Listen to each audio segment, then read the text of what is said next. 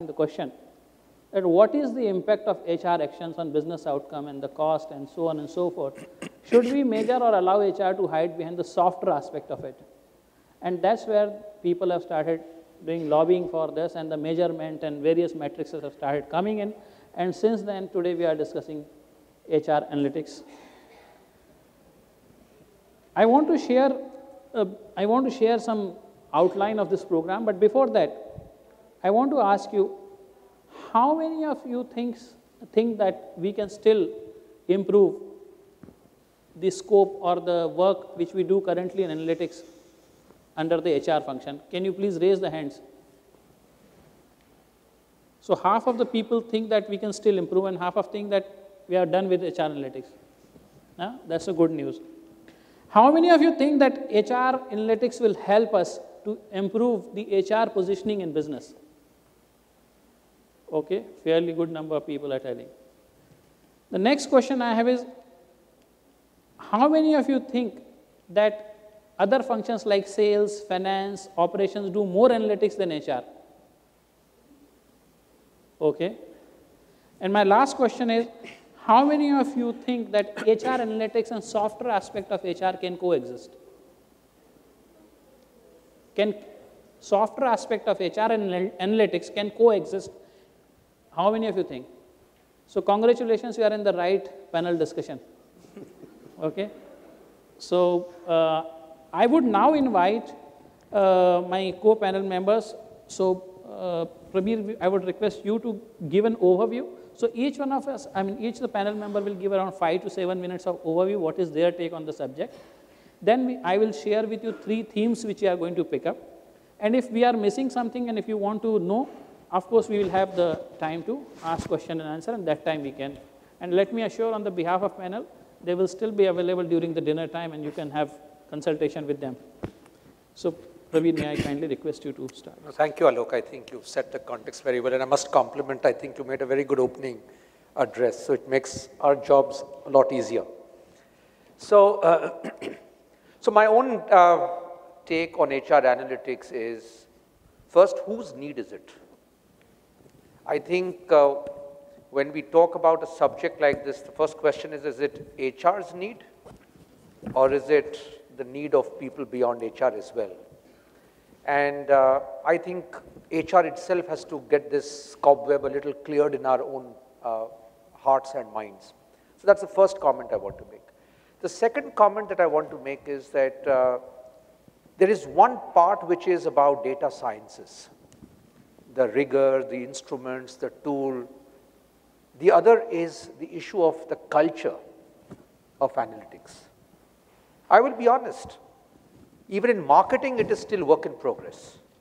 Maybe hardcore sales, manufacturing, it's much easier where there's only one way you can look at it. But I think qualitative research, qualitative analytics will always have that little blend. And I think somewhere as we go along, I would like to highlight that both the acceptance and the impact of HR analytics has a lot to do with the kind of leadership culture that an institution chooses to become.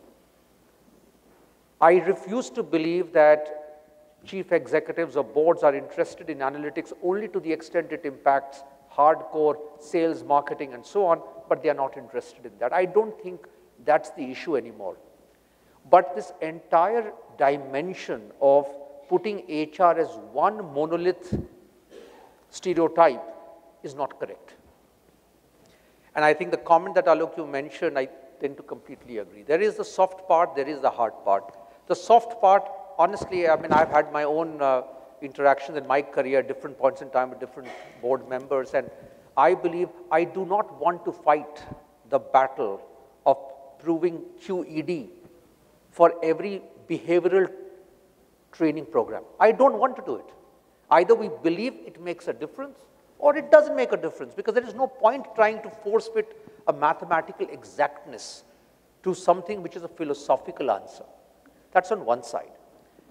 And having said that, there is a lot of HR today which lends itself and should lend itself to hardcore both causality, correlation, and finally business impact.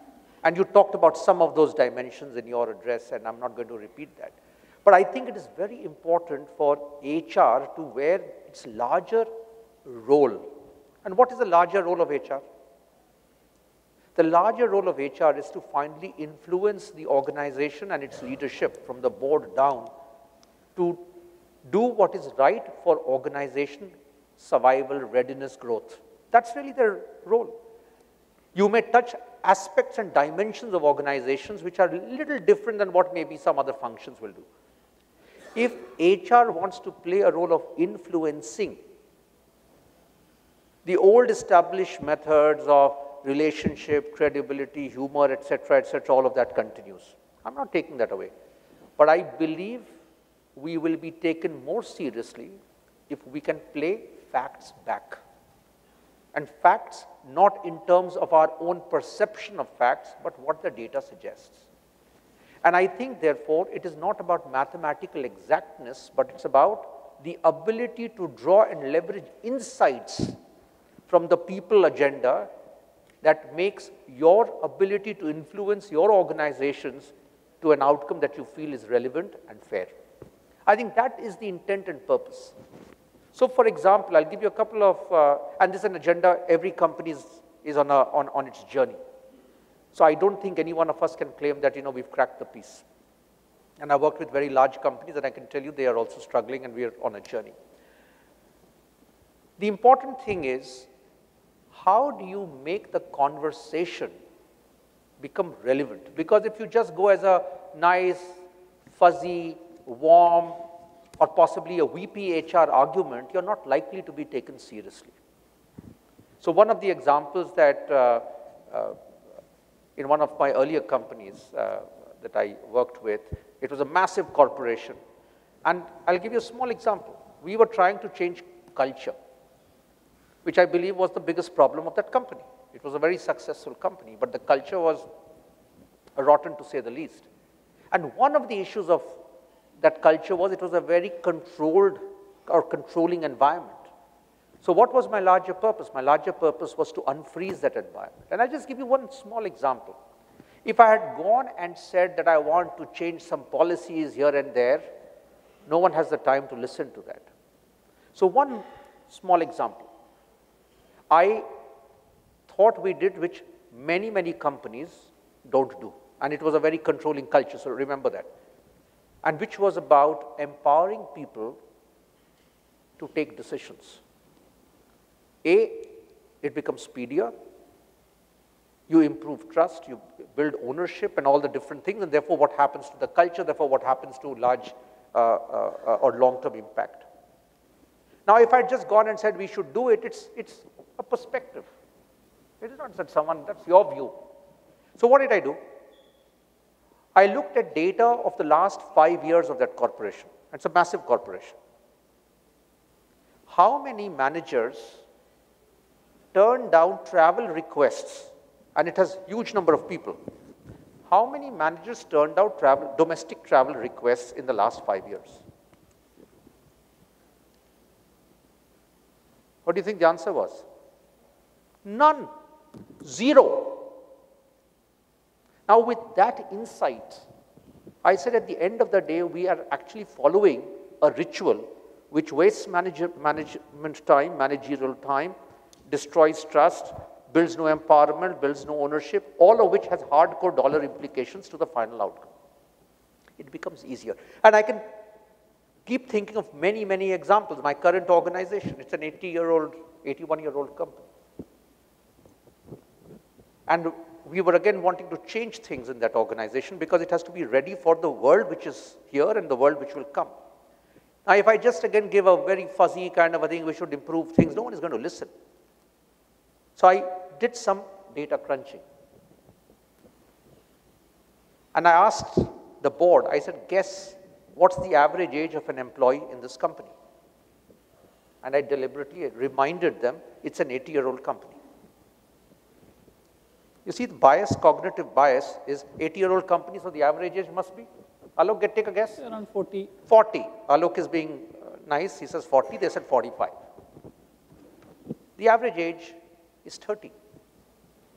Now, if you split the demographics further, the entire way you start readying the organization, responding to issues, redesigning the system will be very different than if it was a 45-year-old average age company. So I think you can mine whatever data as is relevant, and you made a very good point. There's a lot of data. The trick is which one do you pick which makes it relevant to the larger cause of success and sustainability of an organization. So I believe while there is one aspect of data sciences, its focus on HR and people, which I believe is happening, the other is really about leadership and culture. Is the leadership open about it? Sometimes, especially when it's counterintuitive to their own impressions, it's very tough. And HR, everyone believes, and this room, in an, I think, HT session many years back, I did mention that from the doorman to the chairman, everyone believes they know HR. Now you present data, and if it's counterintuitive, it's not an easy thing to do, but it's possibly the best thing to do. And therefore, my premise at this stage will be, as we talk data analytics this evening, let's also remember the environment, the culture, the leadership practice, because without an appropriate enabling environment, we will continue to talk about it in sessions, but we are not going to get the mileage out of it. So with your permission,